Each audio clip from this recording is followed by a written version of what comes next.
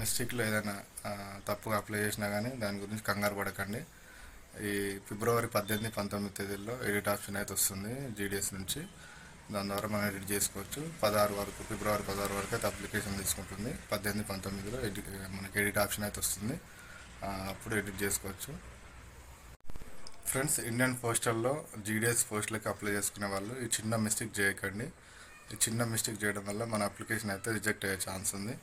ఆ మిస్టేక్ ఏంటంటే నేను చెప్తాను. మన వీడియో ఫస్ట్ నుంచి లాస్ట్ వరకు చూడండి. వీడియో నచ్చితే లైక్ అండ్ సబ్స్క్రైబ్ చేసుకోండి. మీ ఫ్రెండ్స్కి షేర్ చేయండి.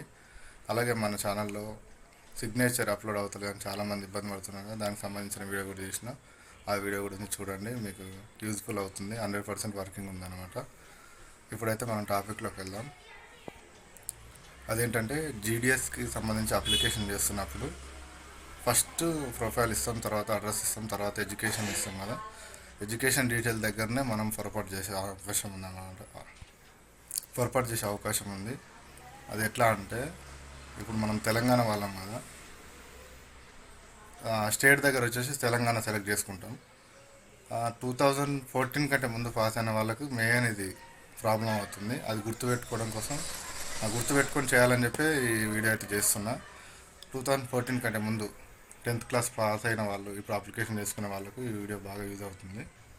మనం స్టేట్ అనగానే తెలంగాణ సెలెక్ట్ చేస్తాం, ఎందుకంటే మనం తెలంగాణ ఉన్నాం కాబట్టి.